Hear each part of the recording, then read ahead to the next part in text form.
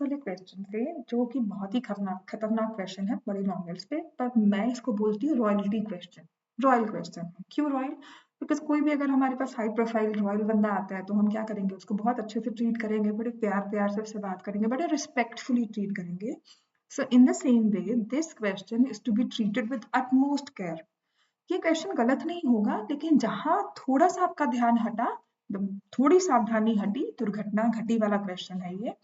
तो आपको पता है alpha and beta are zeros of this polynomial, तो आपने निकाला कि हाँ अल्फा प्लस बीटा हमारे पास पॉलिनोमियल्स में यही दो चीजें हैं, that product of zeros and sum of zeros. तो हमने इस पॉलिनोमियल से ये दो वैल्यूज निकाली। अब जो ये बड़े से एक्सप्रेशन को हमें इवेल्युएट करना है, तो सबसे पहले हमें अल्फा बीटा को इकट्ठा करना होगा। तो उसके लिए हम क्या करते हैं, हम एलसीएम ले लेते हैं इस एक्सप्रेशन में।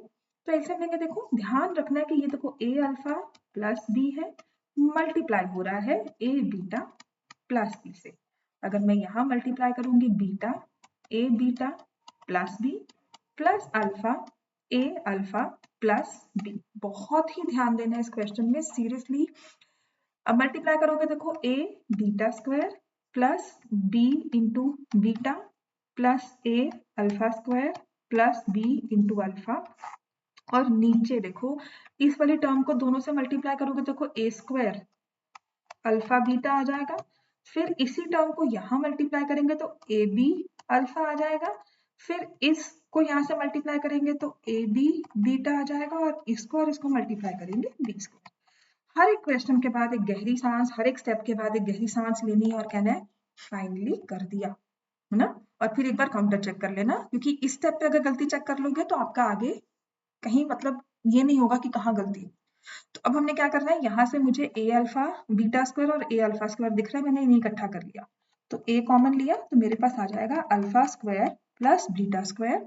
और यहाँ से बी और बी देखो, तो मैंने बी कॉमन लिया तो मेरे पास आ गया अल्फा प्लस बीटा।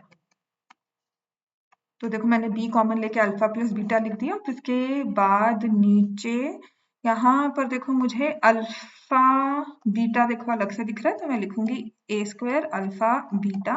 फिर मुझे यहाँ से ए बी कॉमन दिख रहा है, तो ए बी देखो यहीं पे गलती की ना मैंने भी, तो यहाँ पर आपने लिखना है ए बी और ब्रैकेट्स में अल्फा प्लस बीटा, और ये बी स्क्वायर अकेला था, अकेला ही।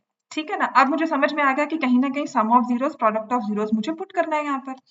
तो पता क्या करना है, यहाँ पे सॉल्विंग की जगह ना मैं क्या करूंगी, alpha plus beta alpha square plus beta square को अलग से सॉल्व करूंगी। तो I will solve it in a separate column. तो मैं यहाँ पर अलग से एक लाइन लगाकर साइड पर I will say what is alpha square plus beta square, ये होता है अल्फा प्लस बीटा का whole square minus 2 alpha beta. तो देखो यहाँ पे अल्फा प्लस बीटा का whole square minus B by A का होल स्क्वायर 2 सी बाय। देखो इसका बेनिफिट क्या होगा कि इतने सारे स्टेप्स हमें बार बार कंटिन्यू नहीं करने पड़ेंगे, डायरेक्टली वैल्यू यहाँ पुट करेंगे, गलती के चांसेस कम हो जाते हैं। B square upon A square equals to 2 not. देखो ना मैंने कहा हाँ दुर्घटना घटने के चांसेस इतने ज्यादा है। ठीक है।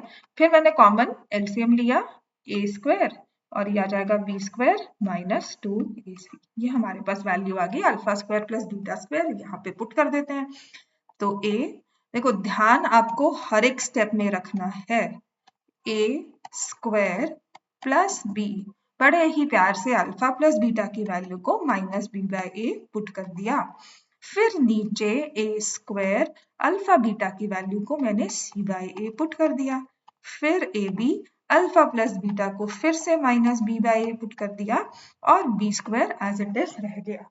तो मैंने अब सब यहाँ पर ना काउंटर चेक कर लेना वैल्यूज को, मैंने सब कुछ सही डाला है कि नहीं। B square minus 2ac by A square, then B के साथ माइनस बी बाय ए।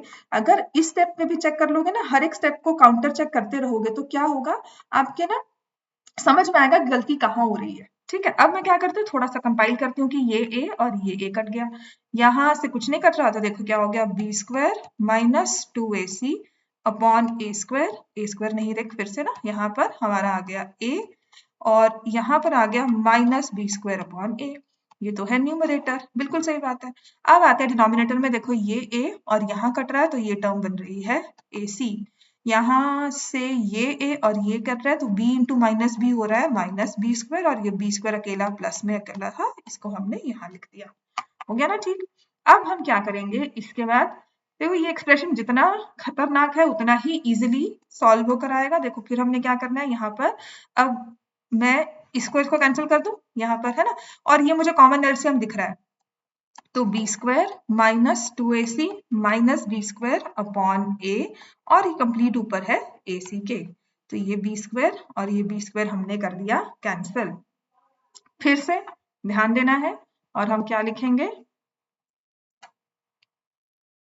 फिर हमें क्या लिखना है, देखो यहाँ से माइनस 2ac अपॉन ए इंटू ए हो जाएगा, ये ac और ये ac कैंसिल, क्या आ जाएगा माइनस 2 अपॉन ए। जितना खतरनाक एक्सप्रेशन था उतना ही इजी इसका आंसर है। अगर मैं थोड़ा सा इसको एक ही पेज पर सब कुछ आपको दिखाना चाहती हूँ तो मैंने अपने फॉन्ट को कम कर लिया। देखो बड़े आराम से इस क्वेश्चन को करना है, स्टेप बाय स्टेप चेक करना है, मल्टीप्लिकेशन करना है, एंड हर एक स्टेप को चेक करके ना एक बार दोबारा से काउंटर चेक फर्स्ट स्टेप को ही कर लो, so that you get the answer rightly. ठीक है ना, तो आपके पास आ गया -2/a फाइनल आंसर है पूरे इस एक्सप्रेशन का आंसर। और आपको वीडियो समझ में आ गई हो तो बहुत अच्छी बात है, नहीं है तो please do let me know in the comments, and all the best for boards.